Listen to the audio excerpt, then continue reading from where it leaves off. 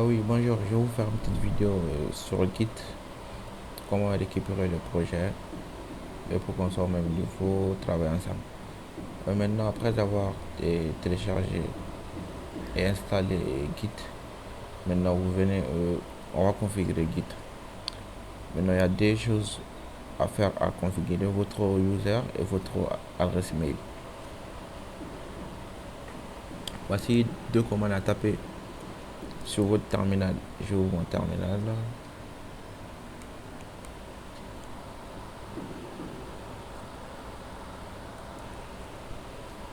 Donc, vous configurez d'abord votre user. Mais avant tout, j'ai oublié, vous devez d'abord créer un compte sur GitLab. Donc, moi, j'ai déjà créé mon compte. Voici le projet que je vous ai partagé, c'est ça. Euh, Moi, j'ai créé un compte. Mon nom d'utilisateur, c'est Madi Kamara euh,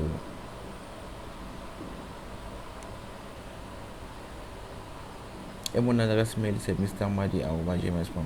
Mais il ne faut pas oublier le nom d'utilisateur qui est là et l'adresse mail qui est là. C'est le même qu'il faudra mettre sur le terminal. Donc, il faut faire un lien entre votre compte GitLab et votre compte Git sur votre terminal, sur votre machine, quoi. Donc, on est là. Donc, je mets mon user, c'est ça. Je configure mon user. Après, je configure mon adresse mail. Chez vous, il faudra l'adapter. Voilà, j'ai configuré mon adresse mail. Avec ces deux commandes là, c'est bon. Maintenant, vous avez dit à votre terminal. Donc, c'est ce compte là qu'il faudra utiliser. Donc, maintenant, après ça, c'est tout. Euh, le projet que je vous ai partagé maintenant, il faudra le récupérer. Donc, on revient sur le projet. Donc, les liens que je vous ai partagés, ça vous mène directement ici. Donc, vous venez ici, cloner. Donc, vous copiez l'URL avec vous HTTPS, mais il faudra utiliser du HTTPL. Le SSH, c'est un peu, c'est pas les mêmes trucs. Moi, je vous conseille d'utiliser le HTTPS. Donc, copier l'URL. Vous devez juste copier. Après, vous venez sur votre terminal. Maintenant, vous créez un répertoire qui va contenir le projet. Euh, Comment je vais l'appeler? Donc, je me déplace dans ce répertoire. Vous, il faut donc je fais un ls, il n'y a rien dans mon répertoire. Donc maintenant, il faudra cloner le projet sur votre répertoire. Donc, vous créez n'importe quel répertoire comme vous voulez. Maintenant, il suffit de taper maintenant la commande git clone. Maintenant, comme j'ai copié l'URL, je fais un CTRL V ici, je le colle ici. Donc, je mets entrée. Donc, il va récupérer tous les fichiers répertoire maintenant qui se trouvent au niveau du GitLab. Donc, il va les mettre ici dans ce répertoire là. Donc, je mets un ls. Vous voyez, le projet inscription, il vient de venir. Donc, ce répertoire là, c'est le même qui se trouve là, projet inscription. Donc, il est venu, il a récupéré tout ce qui sont là. Après, il les a mis sur mon terminal et dans mon répertoire. Maintenant, on peut faire et on peut se déplacer. CD, projet inscription. Maintenant, on fait un ls. Voilà, je fais un ls. Ouais, L. Donc maintenant, voici tous les fichiers. Et là, c'est des fichiers. Lui, c'est un répertoire. SRC, c'est là-bas, on a nos fichiers main, tout ça. Donc maintenant, qu'est-ce que vous pouvez faire maintenant? Après avoir... Maintenant que vous êtes dans le dossier du projet, maintenant, vous pouvez directement démarrer votre partie front-end. Maven W. Donc moi, je suis sur le Linux. Donc moi, sur Windows, vous tapez juste Maven W. Comme je suis sur Linux, c'est ./maven W. Donc on va démarrer mon partie front. Bon, en attendant, on peut ouvrir vous pouvez ouvrir votre IDE. J'utilise IntelliJ. Vous ouvrez IntelliJ ou Eclipse ou Nesbino, voilà, votre IDE. Vous Visual Studio, comme vous voulez. Maintenant, vous venez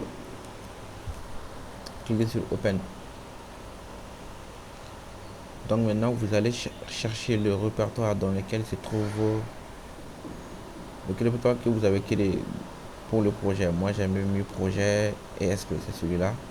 Maintenant, le répertoire qu'il a créé dans le projet, quand j'ai fait git clone, c'est ça que vous allez récupérer. Donc, vous faites Open.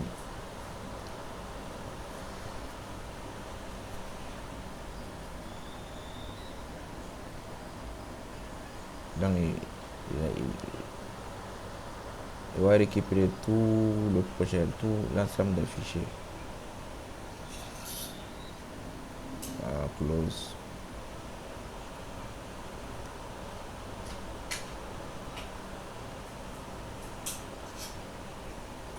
Il vous explique même ici, il dit la commande à taper, ./maven, npm start. Il détaille, ça c'est le fichier readme. Donc maintenant il est en cours, il ouvre le projet.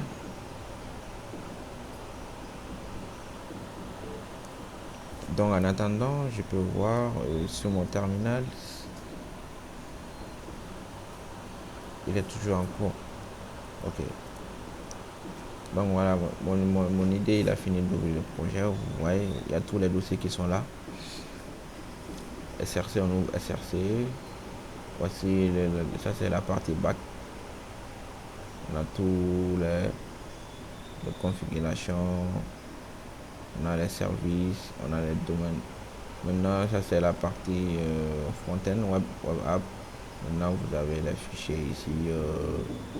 Voilà, vous avez la carte derrière, le fichier qu'il envoie. Ça c'est un logo, fichier index. Maintenant, voilà, voici l'ensemble des fichiers qui sont là. Donc, vous venez sur le terminal. Donc, moi, j'avais démarré le partie front-end. Donc, maintenant, vous ouvrez un autre terminal. Donc, j'ouvre un autre terminal. L'autre, il faudra pas fermer l'autre. Il faudra juste ouvrir un autre terminal. Maintenant, ici, il faudra démarrer le serveur. Donc, c'est npm start. Vous tapez juste la commande npm start. Voilà, vous démarrez le serveur. Mais en attendant, il faudra laisser celui-là finir. Souvent, quand je fais ça, souvent j'ai des conflits. Il me démarre le parti prod alors que je voulais le parti dev.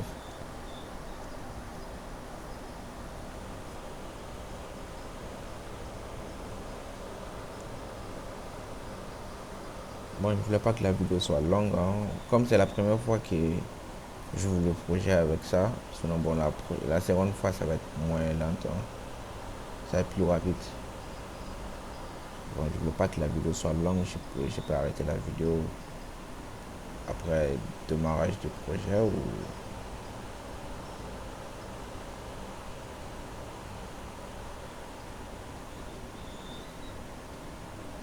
ouais, ça c'est la partie front-end.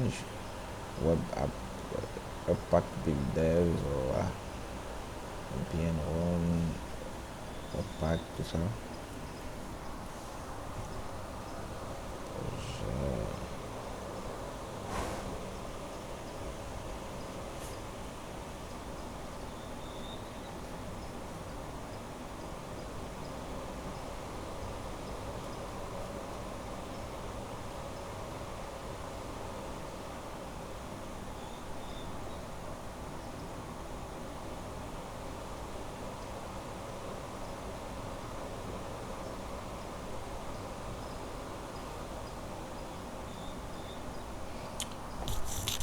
Et oui, bon, en attendant, à IntelliJ aussi démarre le projet. C'est pas à cause de ça ou me génère, ça prend trop de temps. IntelliJ aussi en cours, je sais pas ce qu'il fait ici. Il a presque fini. Hein.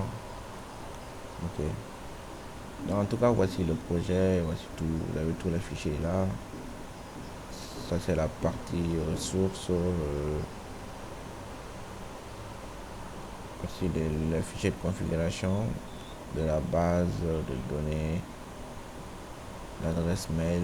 Je voulais le configurer, mais bon. Et ça c'est la partie prod. Ça ici, on utilise du PostgreSQL. Donc il faudra démarrer un serveur. Mais en dev, il n'y a pas de problème.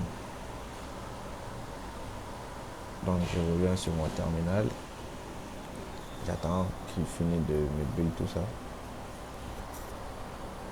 Je dirais qu'il a mis pause ou quoi.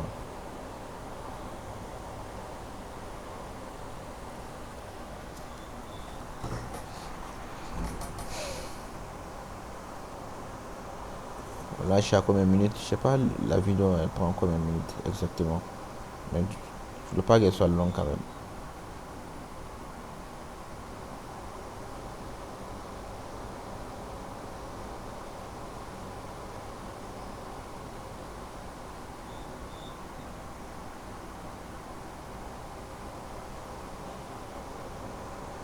Ok, là il me dit j'espère build successfully. Donc il a fini de l'exécuter. Donc je reviens ici sur ma partie. Je lance ici aussi npm start. Donc lui il va démarrer le serveur. Qu'est-ce qui. Attends. Qu'est-ce qu'il me dit user? Ah ok.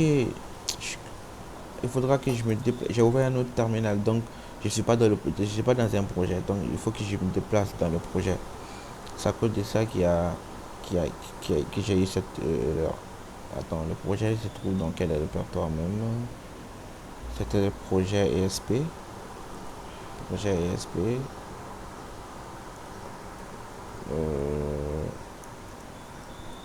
projet inscription. Voilà, c'est ici. Donc c'est ici que je dois taper ma commande npm start. Voilà, il faudra toujours se déplacer dans le projet et taper la commande. Voilà, c'est ça. Maintenant, voilà, il me démarre mon serveur.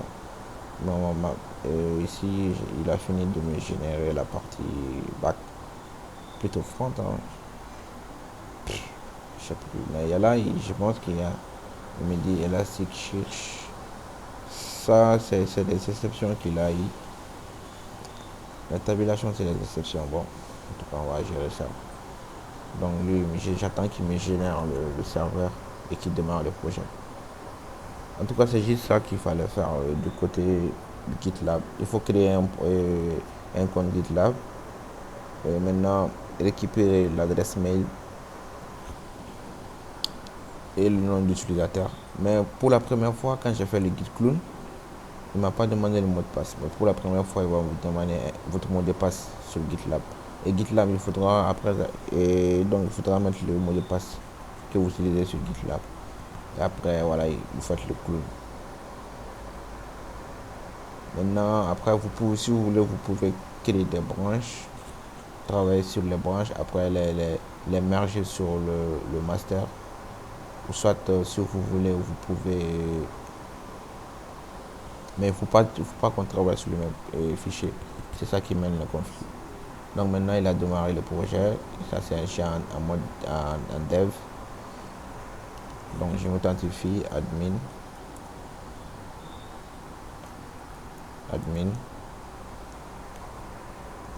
Donc voilà, je suis connecté. Voilà toutes nos entités. Je mets étudiant. Je mets créer un nouveau étudiant. Voici. Là, j'avais changé date de naissance. Maintenant, c'est le type date. Voilà. Ok. C'est bon. Assureur. C'est bon. Agent biblio. C'est bon. Médecin. C'est bon. Agent scolarité. Voilà, quand maintenant on a tout vous avez tous les trucs là ici, vous pouvez créer. Voilà. Maintenant la langue, on a anglais. Voilà, vous pouvez créer un utilisateur ici. Voici les utilisateurs qui existent. Ça c'est la base de données, ajouter tout ça. Alors c'est juste ça. Maintenant après on va discuter des parties configuration. Merci.